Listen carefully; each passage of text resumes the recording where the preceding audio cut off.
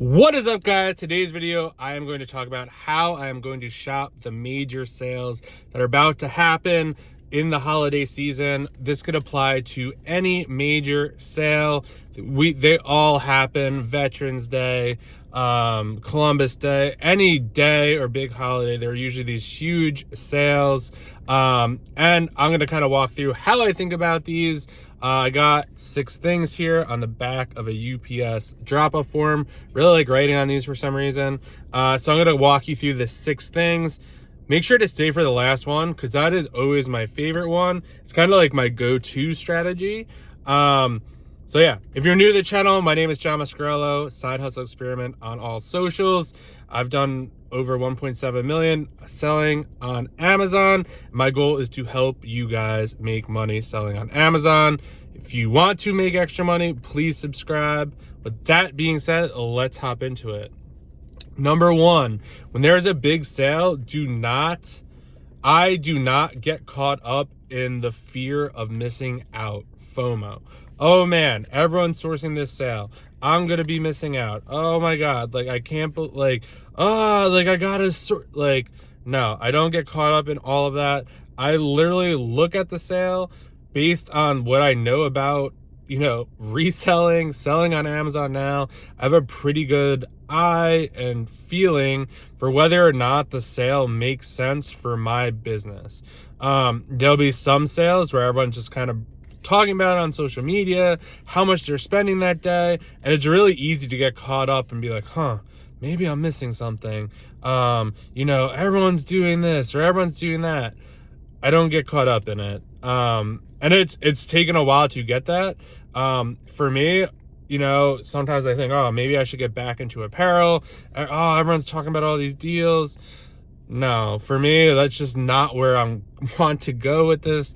I'm kind of going to stick to my guns, but just know what you are trying to do, the products you're trying to source, and don't feel like you're missing out. And if you don't typically buy apparel, just don't buy apparel because, someone is hyping up the Kohl's sale or whatever sale. Just kind of stick to your game.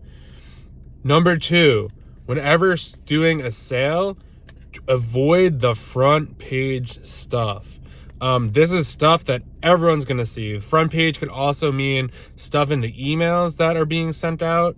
A lot of the time, a website will have certain sections. So it's not really, for example, if you go to Walmart, they're doing their, pre-Black Friday sale right now. They have a certain section. So it'll be toys, health and fitness, beauty, whatever they have. I would try to avoid all the stuff that is on the front page of those different categories. Just because everyone's going to be seeing it, everyone's going to think it's a great deal, everyone's going to buy it. I mean, I got absolutely murdered on stuff I bought when kind of Walmart did their Prime Day to match Amazon. Some stuff had these great keepas with 20 sellers and pretty consistent. Now there's over 300 sellers on those listings. So lesson learned there. And I knew I shouldn't be doing that, but I'm nah, this looks good, and it turned out bad. So just kind of keep that in mind. And the third one is what I love to do. So brand over product. So for example, there's a lot of stuff. Let's just use Kohl's, for example. Or let's use Walmart, actually. They're going to have toys on the front page. Let's just say Monopoly. Okay. I think they had a Super Mario Monopoly game, on there. I think it was $10. You could buy it. It was selling on Amazon for 30. It would be really good ROI, but again, it's on the front page. A lot of people are probably going to grab that. So instead of going after that, go into the Walmart search bar and put Monopoly. There's most likely going to be other Monopoly versions, Monopoly games, and you could do this for any different kind of brand or section or whatever. And there are more than likely going to be other Monopoly games on sale. maybe it's not 50% off, but there'll be a good discount on it, and it's not in that kind of like main section that everyone's sourcing or looking at. So really digging more deeper into these brands is really a strategy I like to use, because there's never really just one or five that are just on sale. Usually there's a lot of them. They might not be on sale as much. Maybe they're 30% off instead of 50, but sometimes you can make the deal work, and a lot of other resellers aren't willing to put in that work to kind of do the manual sourcing. They're just kind of looking at, you know, the stuff that's already in their face.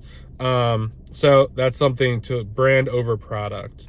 Number 5, ask friends. Ask your friends that, you know, you talk to or you network with, what they think about stuff. I've been sending people stuff that I kind of confide in. Like, hey, what do you think about this?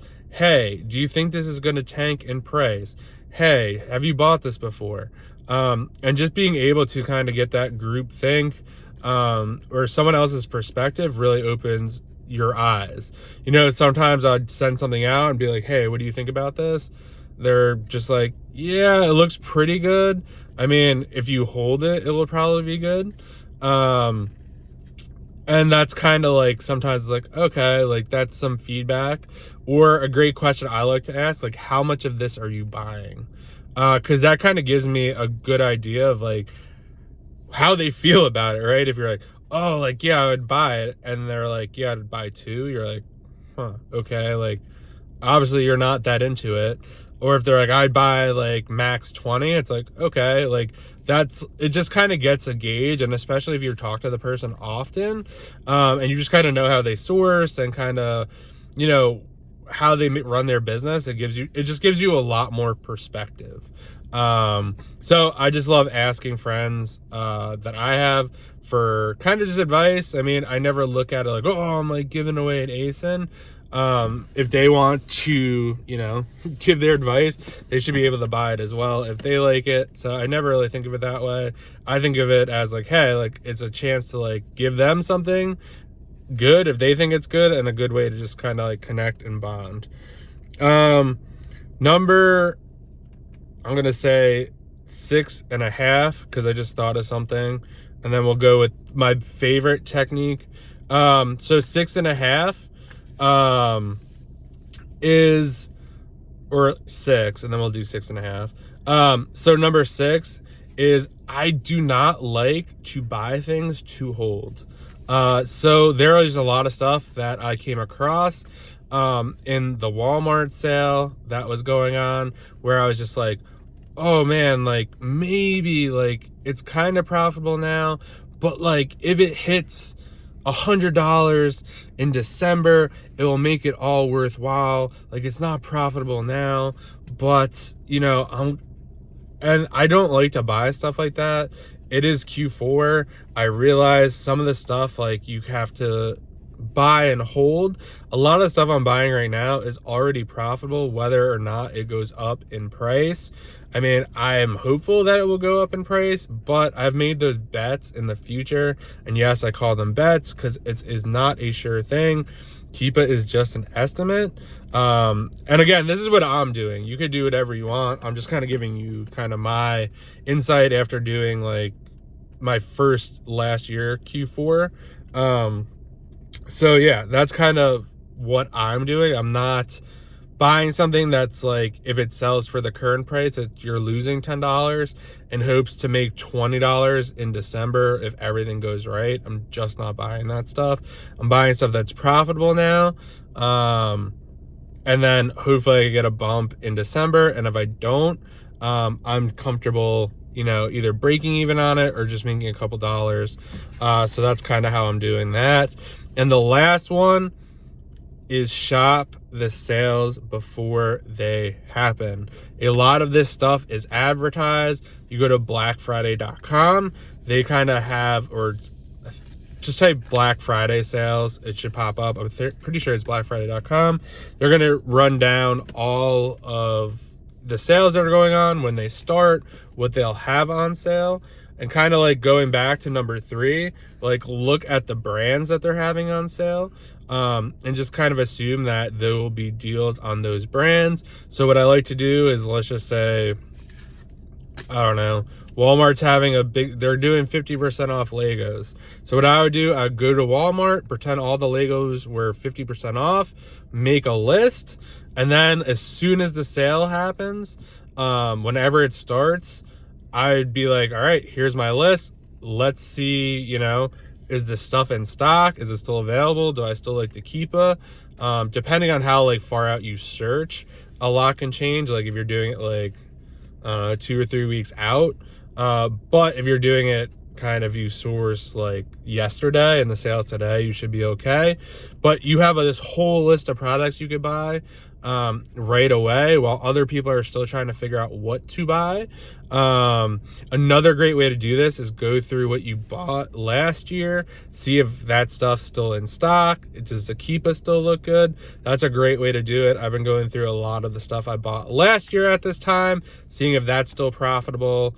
So yeah, those are what I will be doing to crush the major sales that are coming up.